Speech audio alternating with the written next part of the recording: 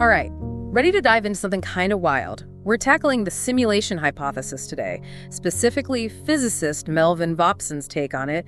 And let me tell you, this one's a real brain bender. It's definitely a mind-bending concept, no doubt about it. I mean, we're talking about the possibility that our entire universe is basically a giant computer program. Exactly, and Professor Vopson's approach is particularly interesting because he links it to a source we might not expect, the Bible. Yeah, that's what really caught my eye too. He points to the Gospel of John, which isn't exactly where you'd expect a scientific theory to start.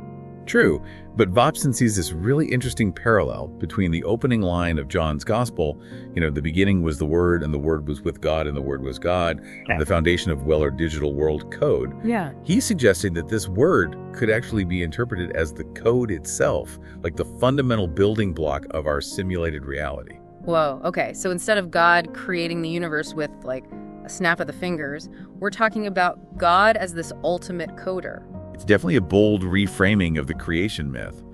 But Vopson doesn't stop there. He goes on to argue that that phrase, the Word was God, implies this kind of fusion between the creator and the creation. Like God might not actually exist outside of the simulation, but could actually be a part of it. Hold on, so like a programmer writing themselves into their own video game, except the game is our entire universe. Exactly. It really makes you rethink those traditional boundaries between creator and creation. And Vopson actually points to other passages from John like, all things were made by him, and without him was not anything made. His further support for this idea of a deliberately designed, deliberately programmed universe. Okay, I'm with you so far, but even if there is this underlying code for, well, reality itself, wouldn't it be mind-blowingly complex? Like, how could we even start to wrap our heads around proving something like that? That's the million-dollar question, right? Yeah. And it's something scientists are still trying to figure out. But Professor Vopson suggests that we might find clues in the limitations of our universe. Things like the speed of light, for example. Okay, I'm listening. What if, instead of being this fundamental constant, the speed of light is actually a constraint that's set by the processing power of whatever system is running the simulation? So like hitting a processing bottleneck in a video game, everything slows down because the system can only handle so much at once. Exactly. It's like when your computer struggles to render a really complex scene, you get that lag. So could the speed of light be like a cosmic version of that? A sign that we're bumping up against the limits of our simulated world. That is a really interesting way to think about it. It makes you wonder what other tells our universe might have. Like if we're living in a simulation, what other clues could point to its true nature? Well, Professor Vopson actually highlights another interesting piece of evidence. Yeah. The fact that there's so much symmetry in nature. Think about it. Snowflakes, flower petals. Our world is full of these repeating patterns. Right. So could this be evidence of a programmer taking shortcuts? Like replicating designs to save on processing power? It's like the cosmic equivalent of copying and pasting daisies across a field instead of rendering each one individually. Huh. Exactly. And it really makes you wonder what other seemingly normal, everyday aspects of our world might have these deeper, code-related explanations. And that's what's so captivating about the simulation hypothesis. It pushes us to look at the familiar with fresh eyes and question everything we thought we knew about reality. Okay, so we're talking about familiar patterns in nature, maybe even like limitations in the fabric of the universe that kind of hint at this underlying code.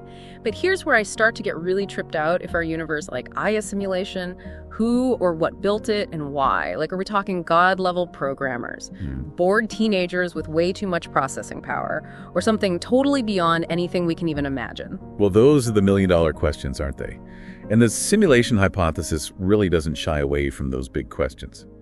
One theory that comes up a lot is that these simulations are created by, well, super advanced beings, maybe as a form of entertainment, research, or even a way to connect with their own past. Hold on, so we could be living in the ultimate video game, or a cosmic experiment, or even like a digital recreation of history by our own descendants. Exactly. Imagine a civilization so advanced that they can just create entire universes with like a snap of their fingers.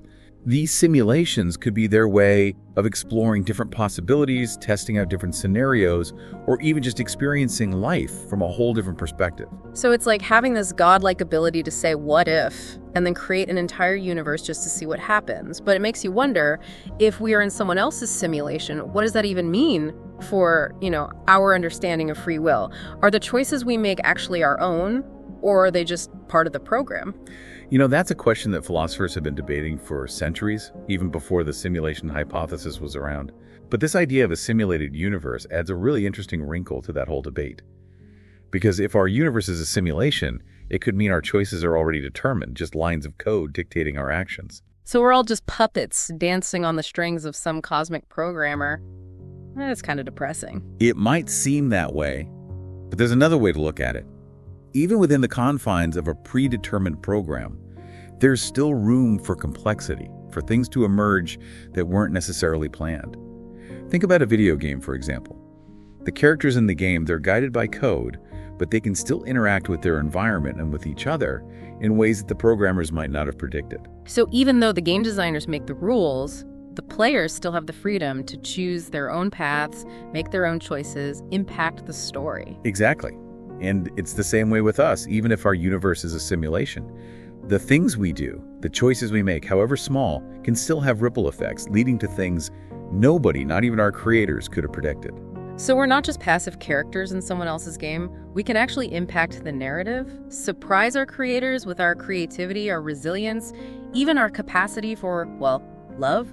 Precisely. And, maybe that's the whole point. Maybe the purpose of this simulation isn't to control us, but to actually set us free, to give us the space to explore, to create, to become something even greater than we could have imagined. You know what? I like the sound of that. But even if our future selves or some super advanced civilization is behind this whole simulation thing, there's still this one big question nagging at me. What does any of this mean for us practically? Like, if we're just virtual beings in some simulated world, does that make our lives any less real, any less meaningful? That's a question that comes up all the time. Because if our choices are already made for us, if free will is just an illusion, then what's the point of anything? Why strive for anything? Why hope?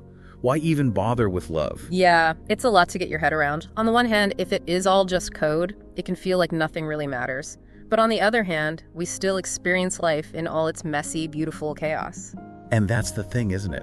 Even if our world is a simulation, the emotions we feel, the connections we form, the things we experience, they still feel real to us.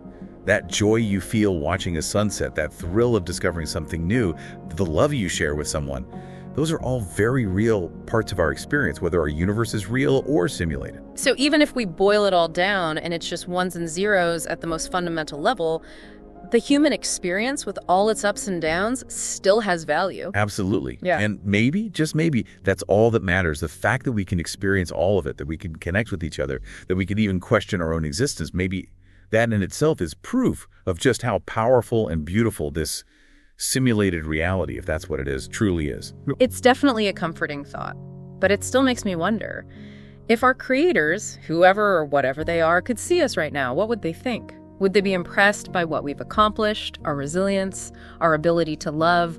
Or would they be disappointed in our flaws, our conflicts, our tendency to self-destruct? It's like they've given us this incredible playground, this whole universe to run around in, and they're watching to see what we do with it. Are we going to build something amazing or just tear it all down? And here's a thought. Maybe they're learning from us too. Remember, even in a simulation, there's always room for the unexpected. Things can happen that even the smartest programmer couldn't have predicted. So it's not just a matter of inputting code and watching the results play out. We can actually surprise them. Exactly. Every choice we make, every interaction, everything we create or destroy, it could be rippling through the code itself, creating things nobody, not even our creators, could have imagined. That's kind of empowering, but also a little bit scary, right? We're not just going through the motions. We have a real impact. We can actually shape the narrative, maybe even surprise whoever hit run on our simulated universe. Absolutely. And who knows? Maybe that's the whole point. Maybe this simulation isn't about control or observation, but about creating a space where something truly extraordinary can unfold. To see consciousness and creativity emerge in ways even they couldn't have designed. Now that is a beautiful thought.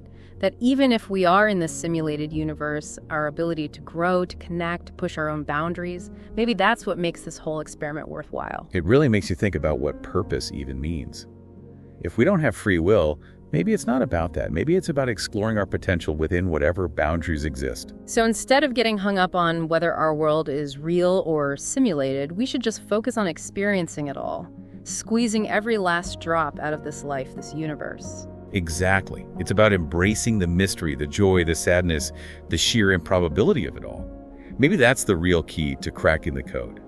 Not by looking for glitches in the matrix, but by living a life so vibrant, so unexpected, so undeniably human, that it leaves its mark on existence itself, simulated or not. Wow, that's a pretty mind-blowing thought to end on. It seems like our exploration of the simulation hypothesis has given us even more to think about, but maybe that was the point all along. It definitely makes you question everything you thought you knew about reality, the universe, our place in it all. Well, thanks for joining us on this deep dive into the simulation hypothesis. And remember, this conversation doesn't have to end here. Keep those questions coming. Keep exploring. And keep living a life that makes you wonder if you're not just a character in someone else's code, but the author of your own incredible story.